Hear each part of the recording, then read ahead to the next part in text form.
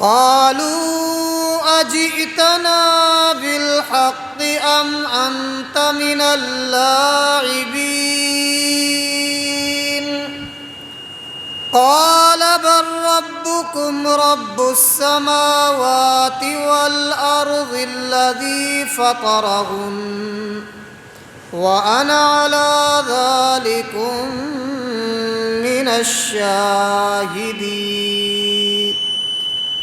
وتالله لأكيدن أصنامكم بعد أن تولوا مدبرين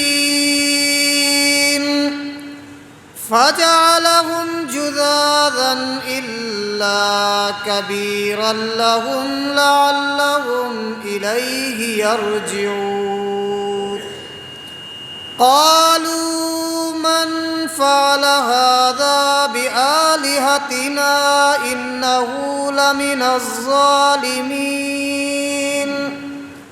قالوا سمعنا فتى يذكرهم يقال له إبراهيم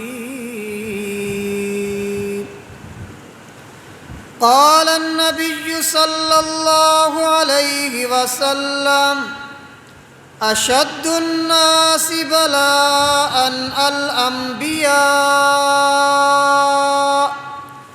فالأمثل ثم الأمثل يبتلى الرجل على حسب دينه. قال النبي صلى الله عليه وسلم: من وقر صاحب بدعة فقد أعان على هدم الإسلام، أو كما قال النبي صلى الله عليه وسلم. صدق الله العلي العظيم، وصدق رسوله النبي الكريم، ونحن على ذلك لمن الشاهدين والشاكرين، والحمد لله رب العالمين. إن التيا ريح الصبا يوما إلى أرض الحرم، بلغ سلامي روضة فيها النبي المحترم. ما إن مدحت محمدا بمقالتي، لكن مدحت مقالتي بمحمد. اور زباں پر مؤمنوں کے جب بھی ذکر تاجدار آئے تو لازم ہے کہ اس کے بعد ذکر چار یار آئے. ابو بکر عمر عثمان حیدر باغباں جب ہوں تو پھر کیوں کر نہ باغ مصطفیٰ میں ایک بہار آئے. اللہم صلی علی محمد وعلی آل محمد واصحاب محمد وازواج محمد وبارک وسلم. تمام حضرات محبت و ذوق کے ساتھ عبادت کی نیت سے حضور اکرم صلی اللہ علیہ وسلم کی ذات اقدس پہ تحفہ درود و سلام پڑھ لیجیے.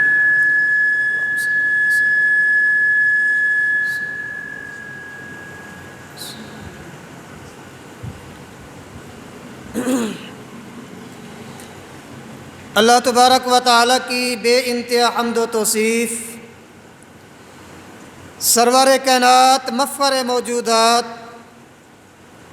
رحمت للعالمین مراد للمشتاقین، امام الانبیاء والمرسلین، حبیب کبریا احمد مجتبی حضرت محمد الرسول اللہ صلی اللہ علیہ وسلم کی ذات اقدس پہ تحفہ درود و سلام پڑھنے اور بھیجنے کے بعد، محترم دوستوں، بزرگوں، مکرم نوجوان ساتھیوں، قابل صد تعظیم و صد اکرام میری محترمہ موقرہ اور مؤدبہ اسلامی مائیوں اور بہنوں، قرآن مجید فرقان حمید میں سے سورہ انبیاء کی چند آیات بینات تلاوت کی. حضور اکرم صلی اللہ علیہ وسلم کے فرامین طیبہ میں سے بھی دو ارشادات عالیہ آپ کے سامنے پڑھے. دعا ہے کہ پروردگار عالم اس گناہ گار عاجز کو حق اور سچ بیان کرنے کی توفیق نصیب فرمائے. میرے عرض کرنے کے بعد، آپ حضرات کے سننے کے بعد، اللہ میاں ہم سب کو مل جل کر حق پر، قرآن پر اور حضور علیہ الصلاۃ کے فرمان پر عمل کرنے کی بھی توفیق نصیب فرمائے. محترم سامعین، گزشتہ جمعۃ المبارک کے اجتماع کے اندر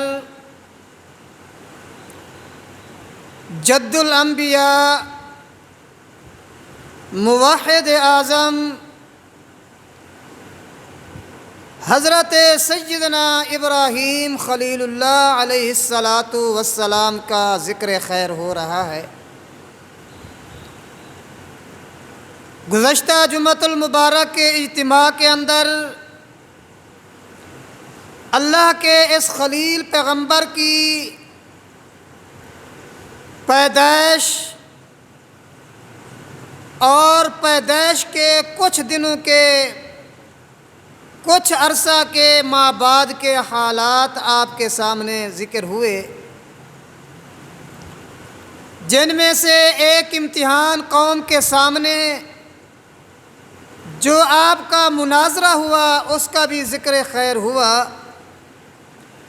تو آج بھی انشاءاللہ العزیز اسی سیدنا ابراہیم علیہ الصلاۃ والسلام کا ایک دو اور واقعہ قرآن و سنت کی روشنی کے اندر آپ کے سامنے ذکر کیا جائے گا۔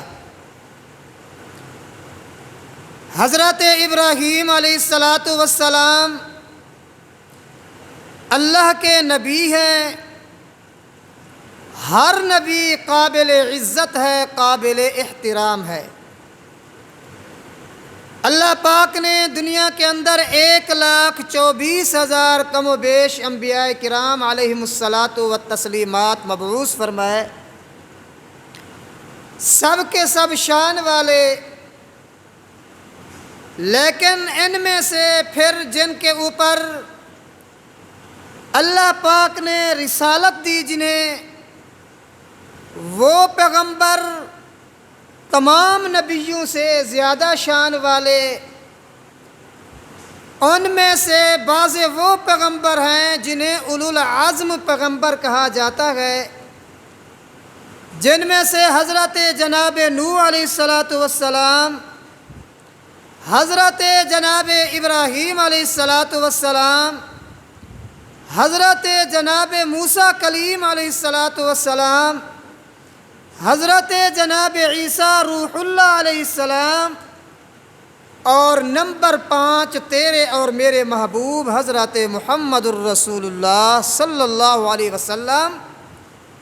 علماء کرام سیرت نگار لکھتے ہیں کہ یہ 5 پیغمبر، ان کا لقب ہے اولو العزم پیغمبر، جن کے اوپر امتحان بھی زیادہ آئے، جن کے اوپر تکالیف بھی بہت آئیں، مصیبتیں بھی بہت جھیلیں، اور اللہ پاک نے جنہیں تمغے بھی بہت زیادہ عطا فرمائے۔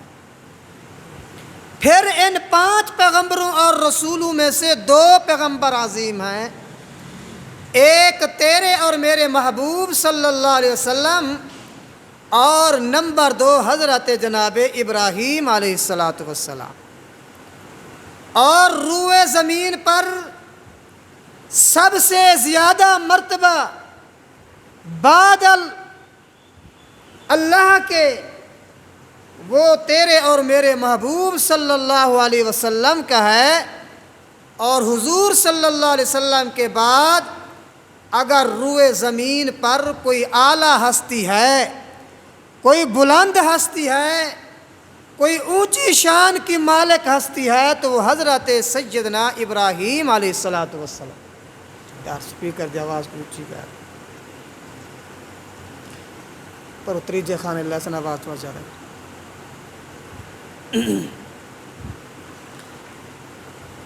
وہ حضرت ابراہیم علیہ الصلاۃ والسلام ہے۔ حضرت ابراہیم علیہ الصلاۃ والسلام جن کی شان اور جن کا مقام تمام مذاہب کے اندر مسلم ہے، باقی جتنا پیغمبر ہیں، جتنے رسول ہیں، کچھ کو یہودی مانتے ہیں، کچھ کو عیسائی مانتے ہیں، کچھ کو مجوسی مانتے ہیں، صابی مانتے ہیں، یعنی کہ اگر ایک پیغمبر کو مانتے ہیں تو معاذ اللہ وہ دوسرے پیغمبر کا انکار کرتے ہیں۔ ایک رسول کی وہ عزت کے قائل ہیں تو دوسرے پیغمبر کہے وہ منکر ہیں کہ ہم اس نبی کو نہیں مانتے معاذ اللہ۔ جیسے یہودی یہ حضرت جناب موسیٰ کلیم کو تو مانتے ہیں لیکن عیسیٰ روح اللہ کو نہیں مانتے، وہ تیرے اور میرے محبوب کے انکاری ہیں، آپ کی رسالت اور نبوت کو نہیں مانتے۔ عیسائی وہ حضرت عیسیٰ کو تو اپنا پیشوا مانیں گے، مقتدی رہنما مانیں گے، لیکن وہ حضرت موسیٰ کلیم کے منکر ہیں، جناب موسیٰ کلیم کو نہیں مانیں گے۔ وہ انجیل کو تو مانیں گے لیکن تورات کو بھی نہیں مانیں گے، تیری اور میرے محبوب پر نازل ہونے والی کتاب قرآن کریم کو بھی نہیں مانیں گے۔ الغرض دنیا کے اندر ہر مذہب، مختلف مذاہب ہیں، جتنے بھی مذہب ہیں، ہر مذہب کی دوسرے مذہب والے پیغمبر کے ساتھ ٹکر آتی ہے، لیکن ہمارا مذہب دین اسلام ہمیں پیغمبر نے جو تعلیم دی، پیغمبر پر نازل ہونے والے قرآن کریم نے جو تعلیم دی، ہم یہ کہتے ہیں تلک الرسل فضلنا بعضهم على بعض منهم من کلم اللہ ورفع بعضهم درجات۔ ہم کہتے ہیں آمن الرسول بما انزل الیہ من ربہ والمؤمنون کل آمن باللہ وملائکتہ وکتبہ ورسلہ لا نفرق بین احد من رسلہ۔ ہم یہ عقیدہ رکھتے ہیں کہ اللہ نے جتنا پیغمبر بھیجے سب کے سب فضیلت والے، ہر نبی موقع کے وقت جو دین لے کر آیا تھا وہ سچا دین تھا، بعد میں تحریف ہوئی اور بات ہے، لیکن ہمارا اصولی طور پر، اجمالی طور پر ہم کسی نبی کی توہین برداشت نہیں کرتے۔ ہم کہتے جناب آدم بھی سچے تھے، جناب نوح بھی سچے ہیں، جناب موسیٰ کلیم بھی سچے تھے، عیسیٰ روح اللہ بھی سچے ہیں، محمد الرسول اللہ بھی سچے ہیں۔ ہم اہل سنت والجماعت کا یہ عقیدہ ہے لا نفرق بین احد من رسلی، کوئی پیغمبر کسی دوسرے پیغمبر سے کم نہیں ہے، بلکہ ہر نبی کی شان اعلیٰ اور نرالی۔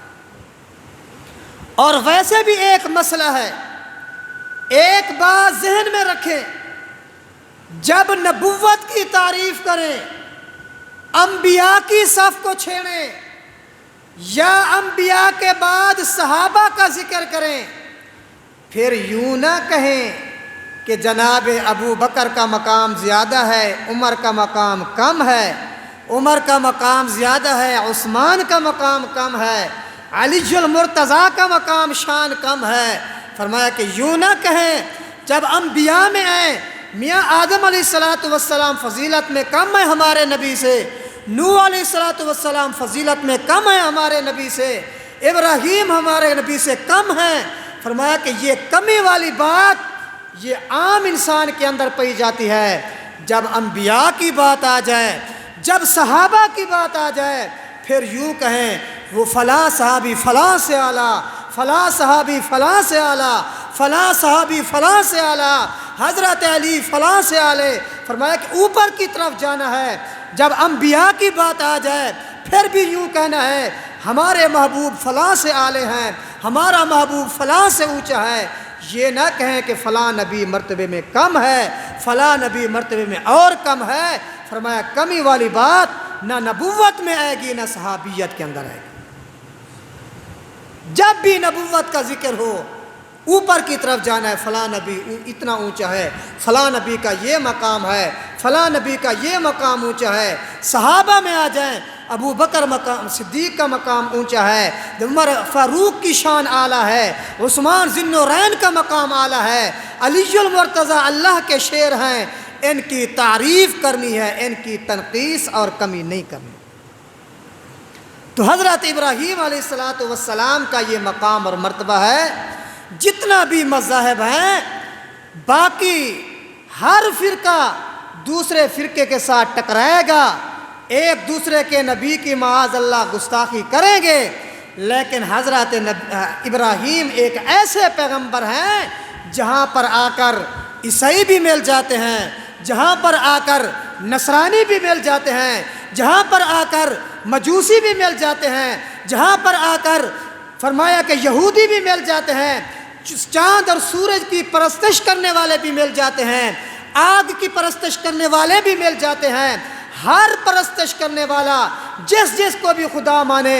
لیکن جب ابراہیم علیہ السلام کی باری آئے گی اس وقت مجوسی بھی کہتے ہیں ابراہیم ہمارے ہیں، عیسائی بھی کہتے ہیں ابراہیم ہمارے ہیں، یہودی بھی کہیں گے ابراہیم ہمارے ہیں، مسلمان بھی کہتے ہیں ابراہیم ہمارے ہیں۔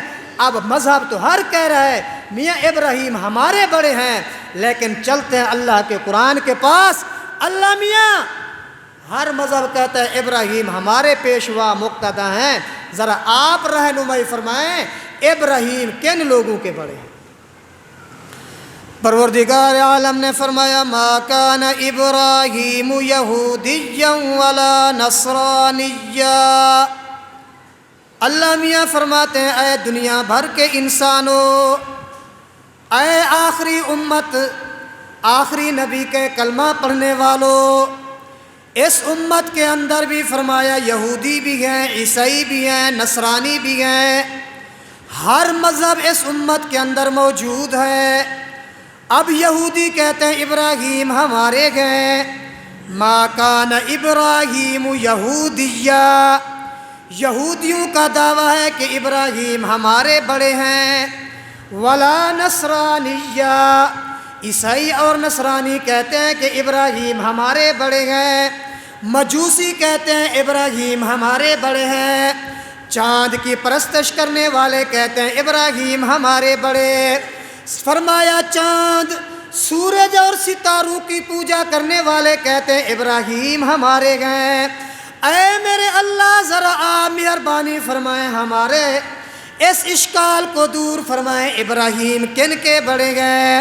رحمت سے جواب ملتا ہے ما کان ابراہیم یہودیہ، میاں ابراہیم یہودیوں کے بھی نہیں ہیں، ولا نصرانیہ، ابراہیم نصرانیوں کے بھی نہیں ہیں، کن لوگوں کے ہیں؟ فرمایا ولیکن کان حنیفا مسلما، ابراہیم تو سچے مسلمان ہیں، ابراہیم تو پکے مسلمان ہیں، ابراہیم کا دین دین اسلام ہے۔ او مشرکین مکہ، تم بھی یہ خیال نہ کرنا کہ ابراہیم ہمارے ہیں۔ فرمایا وما کان من المشرکین، ابراہیم نہ یہودی ہیں، نہ ابراہیم نصرانی ہیں، نہ ابراہیم فرمایا کہ عیسائیوں کے ہیں، نہ ابراہیم مشرکین مکہ کے بڑے ہیں، بلکہ فرمایا ولیکن کان حنیفا مسلما، ابراہیم علیہ السلام سچے اور پکے مسلمان ہیں، حنیف تھے۔ اور گزشتہ جمعۃ المبارک کے اندر میں نے یہ گزارش کی تھی، ابراہیم علیہ السلام کا نام تو ابراہیم ہے، ابراہیم کا معنی بزرگی والا، اور آپ کے القاب قرآن کریم میں غالباً تقریباً 8-10 ہیں۔ ان ابراہیم لأواہ، اواہ معنی نرم دل والا، حلیم تحمل والا، برداشت کرنے والا، اواہ ان ابراہیم لحلیم، اواہ منیب، منیب معنی اللہ کی طرف رجوع کرنے والا، اور بھی بے شمار ہیں، لیکن سب سے پہلے عام طور پر جو آپ کا لقب آتا ہے قرآن کریم کے اندر 2-3 مقام پر، جیسے اس آیت میں آیا ما کان ابراہیم یہودیا ولا نصرانیا ولیکن کان حنیفا مسلما، دوسری جگہ آیا ان ابراہیم کان امتا قانتا للہ حنیفا ولم یکن من المشرکین۔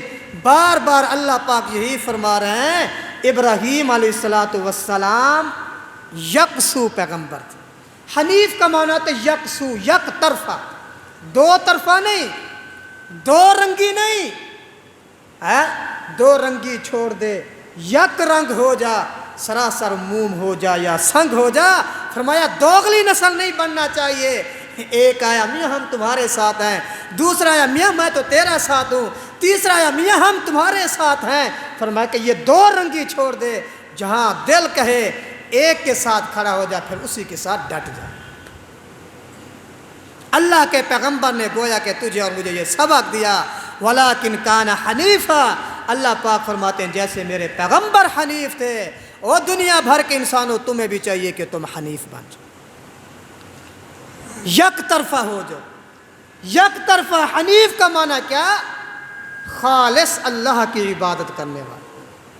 حضرت ابراہیم جس قوم میں بھیجے گئے، ان کے اندر طرح طرح کی بیماریاں، کوئی چاند کی پرستش کرتا ہے، کوئی سورج کی پوجا کر رہا ہے، کوئی ستاروں کی پوجا کر رہا ہے، مختلف انہوں نے بت بنائے ہوئے ہیں، مختلف جو ہے نا مورتیاں تراشی ہوئی ہیں، اور وہ ان کی پرستش کے اندر لگے ہوئے ہیں۔ حضرت ابراہیم علیہ السلام جب اس قوم کے پاس آئے، اس قوم کو پہلے سمجھایا، اس قوم کو بتایا میاں یہ چاند ہمارا خدا نہیں ہے، یہ سورج ہمارا خدا نہیں ہے، یہ ستارے ہمارے خدا نہیں ہیں، یہ بت ہمارے خدا نہیں ہیں، بلکہ ہمارا خدا ہم سب کا خالق اور مالک ایک اللہ تبارک و تعالی۔ لیکن ابتداءً تو مشکل آئی۔ اشد الناس بلاءً الانبیاء، اللہ کے نبی سے پوچھا گیا، اللہ کے نبی صلی اللہ علیہ وسلم سب سے زیادہ تکلیفیں کس کو پہنچی؟ آمنہ کے لال فرماتے ہیں کہ الانبیاء، سب سے زیادہ تکالیف حضرات انبیاء کرام علیہ السلام۔ حضرت ابراہیم جس گھر کے اندر آنکھ کھولتے ہیں، اسی گھر میں رہنے والا باپ مشرک ہے۔ صرف مشرک نہیں، بت فروخت بھی کرتا ہے اور بت پوجا بھی کرتا ہے۔ بت پرستی کی بیماری کیوں اس کے اندر ہے؟ علماء کرام نے لکھا کہ 36,000 آبادیوں میں 36,000 آبادیوں کی اور گھروں کا اس نے ٹھیکہ اٹھایا ہوا تھا۔ 36,000 آبادیوں کے اندر یہ بت بنا بنا کر ان کے ہاں بیچتا تھا، اور بت پرست بھی تھا، بتوں کی پوجا بھی کرتا تھا۔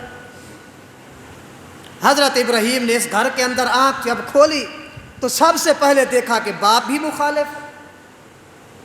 آپ نے سب سے پہلے اپنے باپ کو سمجھایا، آپ نے سب سے پہلے باپ کو تبلیغ کی۔ گویا کہ پیغمبر کی زندگی سے تجھے اور مجھے درس ملتا ہے کہ جب دین کی بات آ جائے، حق کی بات آ جائے، جب دعوت اور تبلیغ کی بات آ جائے، پھر چھوٹا بڑے کو نہ دیکھے، پھر بڑا چھوٹے کو نہ دیکھے، بھائی بھائی کو تبلیغ کرے، باپ بیٹے کو تبلیغ کرے، بیٹی ماں کو تبلیغ کرے۔ پھر یہ نہیں دیکھنا چاہیے میاں یہ تو میرا بڑا ہے، میاں یہ تو میرا استاد ہے، میاں یہ تو میرا پیر ہے، یہ جیسے کرے میں اس کو چھوڑ دوں، میاں یہ تو میرا باپ ہے، میاں یہ تو میری ماں ہے، یہ جیسے غلط کام کرے میں چھوڑ دوں۔ قرآن کہتا ہے نہیں نہیں، جب دین کی بات آ جائے، جب اللہ کی طرف بلانے کی بات آ جائے، پھر باپ کو ایک طرف چھوڑو، پھر بھائی کو ایک طرف چھوڑو، پھر خالص اللہ کے دین کی بات کرنی پڑے گی۔ لیکن آج ایسا ہوں جو کہنا وہ یار شادی ہے کہ خوف خدا کریں ڈھول چا بجائے، بس مولوی صاحب کیا کروں، قوم دی رکھنی پوندی ہے نا، اور میاں باجے ماجے ایک کام چھوڑ دو، بس مولوی صاحب کیا کرو رسم و رواج ہے، اگر ڈھول نہیں سے بجے دے تو وہ اتنا فوتگی تھی گئی ہے۔ آپ جتنا بیٹھے ہیں ہر ایک نے ماشاءاللہ اولاد والے ہوں گے، اور بعضوں نے اپنے اولادوں کی شادیاں بھی کی ہیں۔ کوئی ایک شخص اکا دکا ہوگا، ہاتھ کھڑا کر کے کہے کہ قاری صاحب میں نے شادی پہ جن مولوی صاحب کا بیان کروایا تھا اور یہ جن نٹوے نہیں نچوائے تھے۔ جتنا بیٹھے کوئی کہہ سکتا ہے؟ کوئی ایک تو کم از کم کہہ دے کہ مولوی صاحب ہم نے اپنے بیٹے بیٹی کی شادی کی، الحمدللہ ہم نے علماء کے بیان کرائے، ہم نے علماء کو بلایا، نٹوے نہیں بلائے، میراثی نہیں بلائے۔ کوئی ایک نہیں۔ اگر کوئی بلوا بھی لے تو قوم والے برادروں کو رکھ سن، اچھا وڈا صوفی تھی گئی،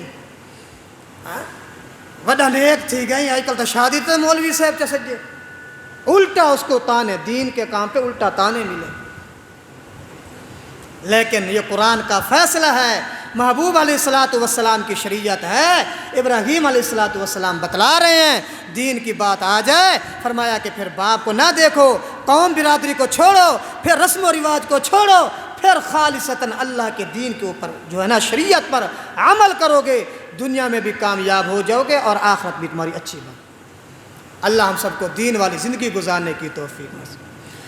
حضرات علماء کرام لکھتے ہیں، پروردگار عالم اللہ میاں قرآن کریم کے اندر ارشاد فرماتے ہیں، وَلَقَدْ آتَيْنَا إِبْرَاهِيمَ رُشْدَهُ مِنْ قَبْلُ، جب سیدنا ابراہیم شباب کو پہنچے، جوانی کو پہنچے، تھوڑا عمر زیادہ ہو گئی، اللہ کے پیغمبر ویسے بھی پیغمبر چاہے ماں کی گود میں ہو پھر بھی پیغمبر ہوتا ہے، نبی چاہے مصر کے کنویں کے اندر ہو پھر بھی پیغمبر ہوتا ہے، نبی چاہے مچھلی کے پیٹ کے اندر ہو پھر بھی پیغمبر، نبی چاہے آرے کے نیچے ہو پھر بھی پیغمبر، نبی چاہے بکریاں چرا رہا ہو پھر بھی اللہ کا پیغمبر اور برگزیدہ ہوتا ہے۔ حضرت ابراہیم علیہ السلام جب بچپن سے تھوڑا بڑے ہوئے، شباب کی عمر کو رشدہ عقل فرمایا کہ کامل ہو گئی، اس وقت جب آپ نے دیکھا میرا باپ بھی بت پرست ہے، میری قوم بھی بت پرستی کے اندر ہے، اب رب کا قرآن کہتا ہے، اذ قال لأبيه وقومه ما هذه التماثيل التي انتم لها عاكفون۔ تماثیل، تمثال کی جمع تمثال مانا مورتیاں۔ اس وقت قوم گمراہ تھی، کوئی چاند کی صورت، کوئی ستاروں کی صورت، کوئی فرمایا کہ بتوں کی صورتیں، کسی سابقہ انبیاء کی، سابقہ نیک بندوں کی صورتیں پتھروں کی شکلیں بنا کر ان کے سامنے جھکتے بھی ہیں، ان کو فرمایا کہ چڑھاوے بھی چڑھاتے ہیں، ان کی نظر و نیاز بھی مانتے ہیں۔ اللہ کے پیغمبر حضرت ابراہیم کہتے ہیں، اذ قال لأبیہ، سب سے پہلے اپنے باپ کو کہا، وقومہ، اپنے قوم والوں کو کہا، او میاں کیا ہو گیا، تم بتوں کے سامنے جھکتے بھی ہو، بتوں کی پوجا بھی کرتے ہو، بتوں کے سامنے فرمایا کہ نذرانے بھی دیتے ہو۔ اب اللہ کا قرآن کہتا ہے، قال لقد کنتم انتم وآباؤکم فی ضلال مبین۔ او ابو جی، او میری قوم والو، تم جیسے مجھے کہو لیکن میں حق بات کہنے سے باز نہیں آتا۔ ابا جی تم بھی گمراہ ہو، میری قوم والو، رشتہ دارو، تم سب کے سب گمراہ ہو، تم دین پر نہیں ہو، تم جہنم کا ایندھن بن رہے ہو۔ اللہ کے پیغمبر نے جب سمجھایا، انہوں نے کہا، قالوا اجئتنا بالحق ام انت من اللاعبین۔ ابراہیم کیا تو سچ کہہ رہا ہے یا ہمارے ساتھ گپ شپ کر رہا ہے، ہمارے ساتھ ایسی جو ہے نا بیہودہ باتیں کر رہا ہے؟ حضرت ابراہیم فرماتے ہیں، بر ربکم رب السماوات والارض الذی فطرہن وانا علی ذالکم من الشاہدین۔ او میاں، میں کوئی اپنی طرف سے نہیں کہہ رہا، میں اللہ کی طرف سے کہہ رہا ہوں، میں اللہ کا دین تمہیں پہنچا رہا ہوں، میں اللہ کا دین تمہیں سمجھا رہا ہوں۔ او میری قوم والو، دوسری جگہ اللہ پاک فرماتے ہیں، اذ قال لأبیہ یا ابتی لم تعبد ما لا يسمع ولا يبصر ولا یغنی عنک شیئا۔ ابو جی، یہ تم نے بڑے بڑے بت بنائے ہوئے ہیں، بڑے بت، پھر چھوٹے، پھر چھوٹے، پھر چھوٹے، ہر طرح کی حاجت کے اور الگ الگ بت بنائے ہوئے ہیں۔ ابو جی، لم تعبد ما لا يسمع، چلو بندہ اس کی منت خوشامد کرے جس سے کوئی فائدہ ہو، جس سے تمہارا کام بنے، جس سے تمہاری ضرورت پوری ہو، جو تمہاری حاجت پوری کرے۔ ابو جی، لم تعبد ما لا يسمع، ابو جی اتنا بڑے بڑے تم نے کان تو بنائے مگر یہ سنتے نہیں۔ ولا یبصر، ابو جی بڑی بڑی تم نے ان کی آنکھیں تو بنا دی مگر یہ دیکھتے نہیں. ولا یغنی عنک شیئا. ابو جی میں دیکھتا ہوں تم صبح سویرے ان کے سامنے جھاڑو خود دیتے ہو, ان کے سامنے پانی کا چھڑکاؤ خود کرتے ہو, ان کے اوپر فرمایا کہ ٹاکی کے ساتھ ان کی صفائی خود کرتے ہو. اگر کوئی پرندہ ان پہ پیشاب کر جائے, ان پہ بیٹ کر جائے تو یہ صاف نہیں کر سکتے. ابو جی تمہیں کیا ہو گیا جو اپنی حفاظت نہیں کر سکتے, تمہاری کیا حفاظت کریں گے؟ باپ کو غصہ آیا. باپ کہتا ہے لئن لم تنتہی لأرجمنک وہجرنی ملیہ. ابراہیم تو میرا بیٹا ہے, میں تیرا باپ ہوں, اگر تو ان باتوں سے باز نہ آیا لأرجمنک, میں پتھر مار مار کر تجھے ختم کر دوں گا. باپ نے دھمکی دی.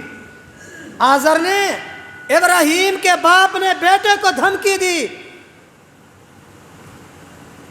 ابراہیم میں تیرا باپ ہوں, جیسے میں کروں تجھے کیا ہے, بڑا تو میں ہوں نا. لیکن پیغمبر موحد ہوتا ہے.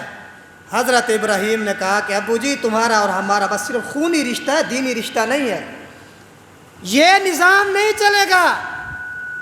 ابو جی بتوں کی پوجا چھوڑ دو, یہ ہمارا تمہارا کچھ بھی نہیں کر سکتے. باپ کو اور غصہ آیا.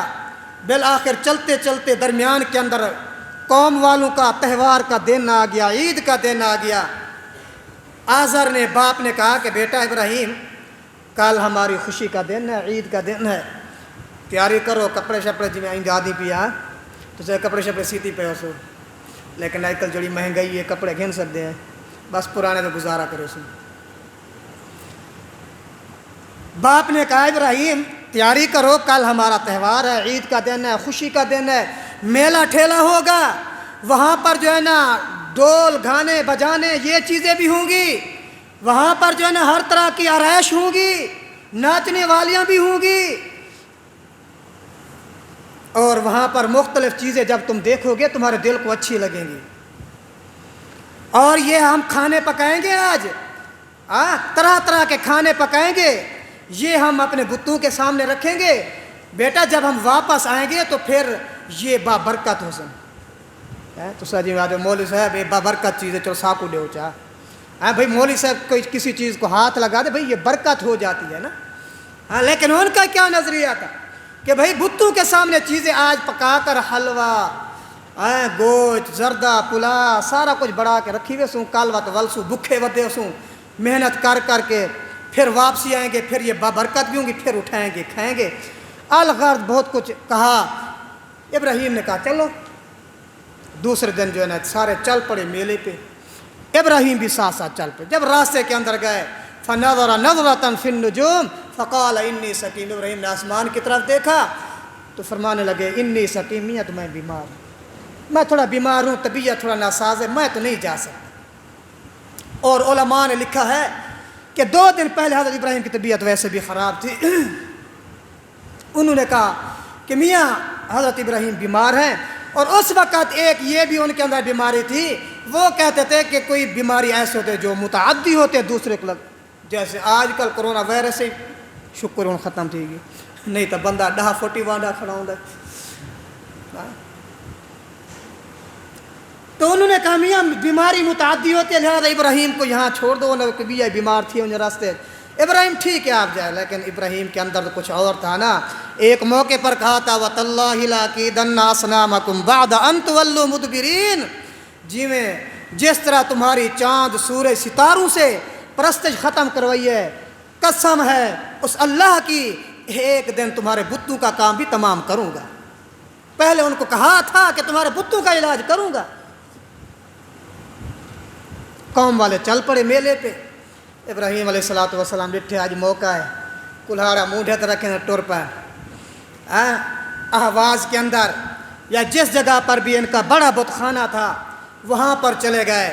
حضرت ابراہیم علیہ السلام نے اندر دیکھا بڑے بت ہیں, چھوٹے چھوٹے, طرح طرح کے بت بڑے ہوئے, طرح طرح کی شکل و صورتیں ہیں, اور کسی کے سامنے جو ہے نا حلوہ رکھا ہوا ہے، کسی کے سامنے کھیرنی رکھی ہوئی ہے، کسی کے سامنے گوشت رکھا ہوا ہے، زردہ کل ہر ایک قسم۔ حضرت ابراہیم علیہ السلام نے فرمایا میاں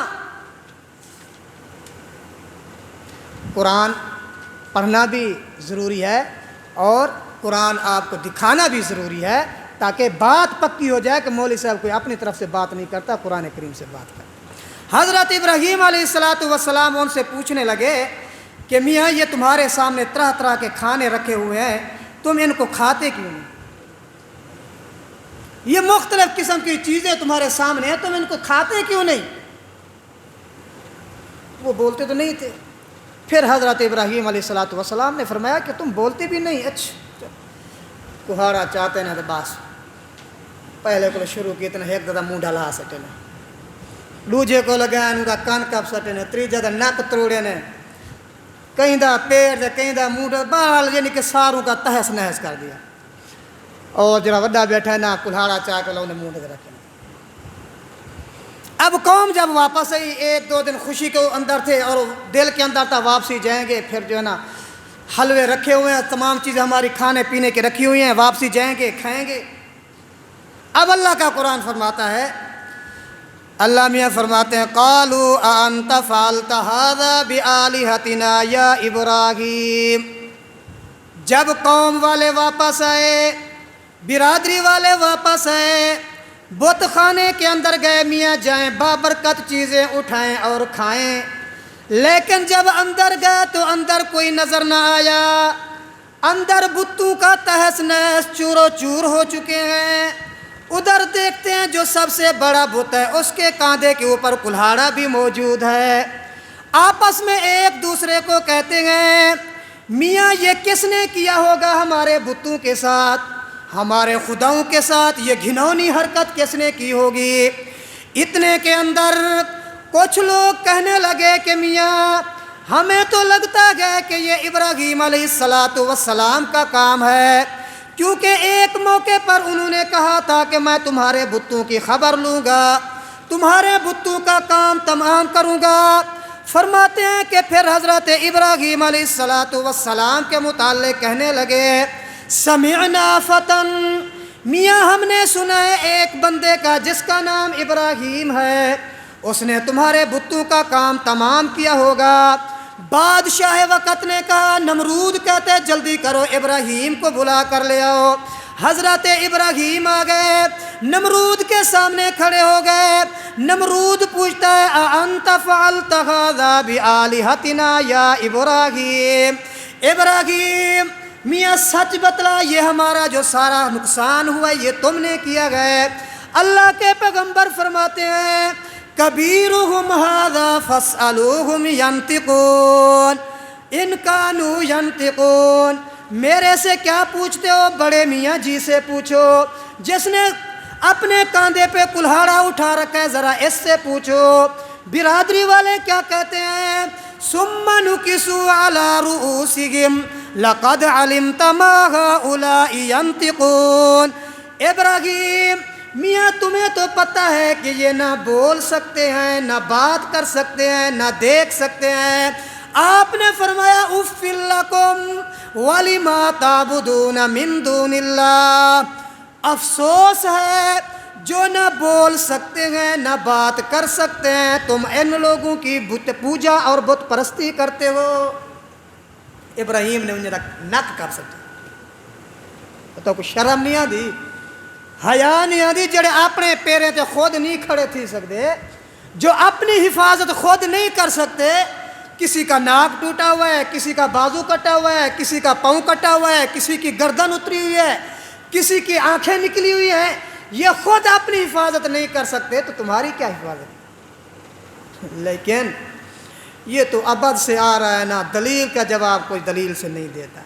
حق ہمیشہ غالب رہتا ہے، کفر ہمیشہ مغلوب رہتا ہے، حق دلائل کے ساتھ آئے گا اور کفر اس وقت جو ہے نا لڑائی جھگڑا، آج کل کفر جو ہے نا گالی گلوچ سے آ جاتا، آج کل بھی یہی چیز ہے۔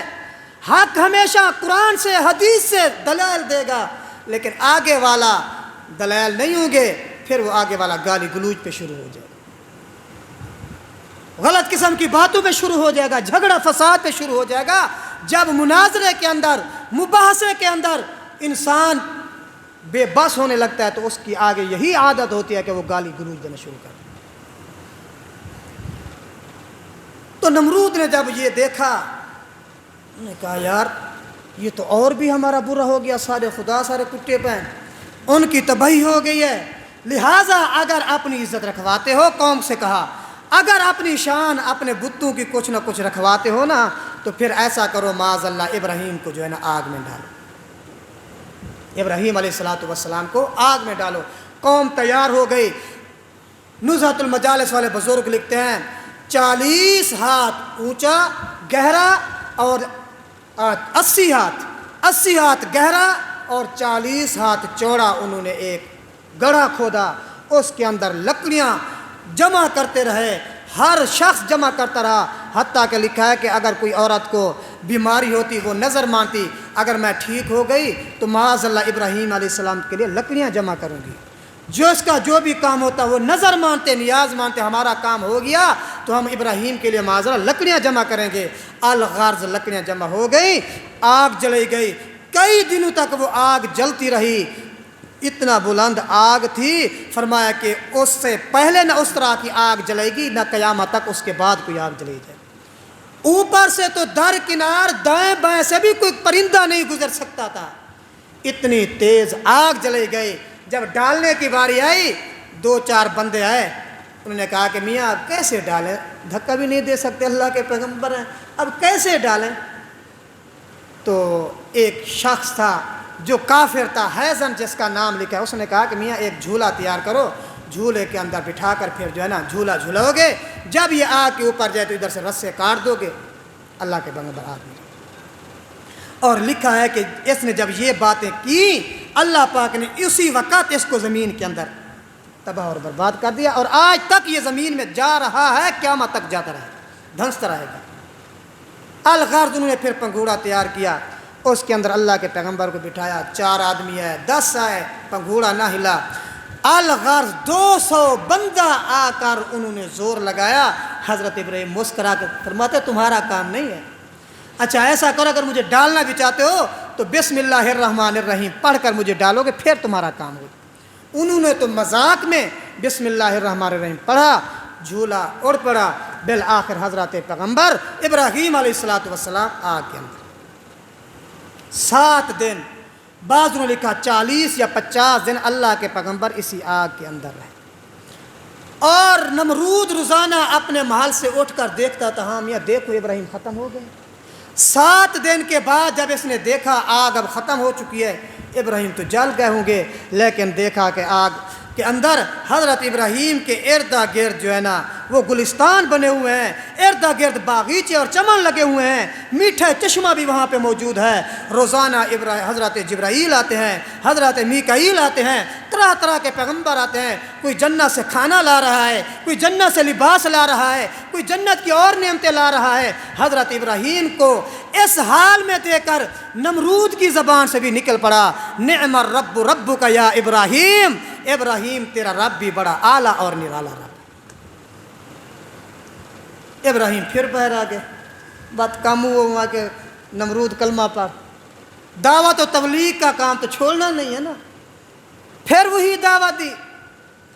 اس نے کہا کہ اچھا آپ کا رب کون ہے؟ حضرت ابراہیم سے پوچھا تو حضرت ابراہیم علیہ السلام نے اس کو سمجھایا، لیکن وہ نہ مانا۔ اس نے کہا اچھا تیرا رب ایسا ہے تو ہم تیرے رب کے لیے جو ہے نا اتنی بکریاں، اتنی اونٹ، اتنی گائے، یہ چیزیں ذبح کر دیں گے۔ اللہ کے پیغمبر نے فرمایا میاں جب تک عقیدہ ٹھیک نہ ہو عمل کا کوئی فائدہ نہیں ہے، جب تک اندر ایمان نہ ہو اوپر سے جو کچھ بھی کرتا رہے کچھ نہیں، جب تک لا الہ الا اللہ ابراہیم خلیل اللہ نہیں پڑے گا تیرا کوئی عمل بھی قابل ہے۔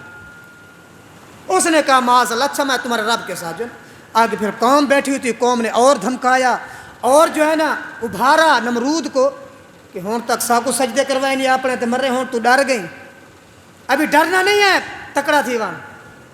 نمرود کہا اچھا بس ابراہیم ہم تمہارے رب کو نہیں مانتے، معاذ اللہ تمہارے رب سے مقابلہ کریں گے۔ اچھا ابراہیم علیہ السلام نے فرمایا کہ اللہ میاں یہ مقابلہ کرنے کے لیے اللہ پاک نے فرمایا کہ چلو اس کو کہہ دو کہ ٹھیک ہے مقابلہ ہو جائے گا۔ ہاں دن مقرر ہو گیا. نمرود نے کہا 3 دن کے بعد ہمارا تمہارا مقابلہ. جو جگہ مقرر تھی وہاں پر نمرود نے کئی لاکھ افواج، ہتھیار، اسلحہ سارا کچھ لے کر آیا. ادھر سے اللہ کا پیغمبر شیر ابراہیم خلیل اللہ اکیلے جا رہے ہیں. سبحان اللہ. جب انہوں نے دیکھا میدان، ابراہیم آپ تو اکیلے آ رہے، خدا ہی لشکر تمہارے کدھر ہے؟ صبر کرو صبر کرو، ابھی آئے جائیں گے. اتنے کے اندر اللہ کی مخلوق آ گئی. کیڑی مخلوق گئی؟ مچھر. مچھر آتے گئے، ایک ایک آدمی پر لاکھوں مچھر بیٹھتے گئے. نہ ان کے خون بچے، نہ ان کے وجود بچے، نہ ان کے گوشت بچے، نہ ان کے پوست بچے، ہڈیاں کی ہڈیاں رہ گئیں. نمرود نے جب دیکھا بھاگتا بھاگتا گھر میں جا گھسا. وہ لنگڑا مچھڑی میں کریندا کریندا ان کے گھر پہ مورے بولو پیچھے بات اتنا ہی آ گئے. بھاگتا بھاگتا پھر بیوی کے گود میں جا گرا. پتہ بندہ ڈریا ہوئے تو پیچھے بیوی کی گود ہی بن جائے بچے سی ہوا. بیوی کہنے لگی عمر خیر ہے کیا ہو گیا؟ اب تک تو انا ربکم الاعلی کے نعرے لگاتا تھا، اب تک تو خدائی دعویٰ کرتا تھا، آج کیا ہو گیا؟ اتنا کوئی ڈر گیا ہے؟ کمرے کے اندر بھی، وہ بھی میری گود میں. کہ جڑی یہ مخلوق کئی ودی نا یہ نہیں بچے دی. یہی جو مخلوق ہے نا، باہر والے ٹھیک ہیں صحیح سالم ہیں، لیکن اس کی ٹانگ کا آپریشن ہوا، یہ ہے بھی لنگڑا. یہی چیز ہے جس نے ساری قوم کو تباہ کر دیا. اچھا خیال کر، اس نے بھی بڑی کوشش کی ناک چھپانے کی، لیکن اللہ کی مخلوق تھی، وہ کوئی روک سکتی تھی؟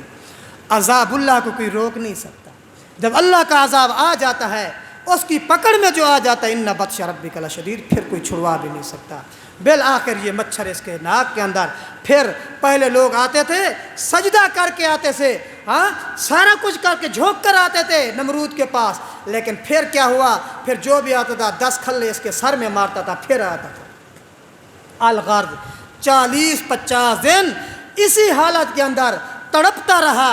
اسی حالت کے اندر قوم نے دیکھا جو بچی ہوئی تھی سب کچھ دیکھ کر 40-50 دن کے بعد اللہ پاک نے اس کو واصل جہنم کیا، جہنم کے اندر ڈال دیا. اور اب یہ دنیا سے چلا گیا. حضرت ابراہیم علیہ السلام، شکر ہے اللہ پاک کا، یہ امتحان بھی میرا کامیاب. حضرت ابراہیم بس کپڑا مونڈ اللہ سے بس اتنا کامیابی مل گئی، نہیں تھا کوئی فائدہ کوئی نہیں. بات اگلا محاذ تجربے کا. اگلا محاذ کون سا تھا وہ انشاءاللہ آئندہ جمعے کے اندر آئے گا. اگلا محاذ حضرت اسماعیل علیہ السلام کا ہوگا. تو دعا ہے اللہ پاک ہم سب کو حضرت ابراہیم و اسماعیل کی قربانی اور ان کی یہ چیزیں سمجھنے کی بھی توفیق نصیب فرمائے، ان کی یہ زندگی سمجھنے کی بھی توفیق نصیب فرمائے، ان کے مطابق اللہ پاک ہم سب کو عمل کرنے کی بھی توفیق نصیب فرمائے.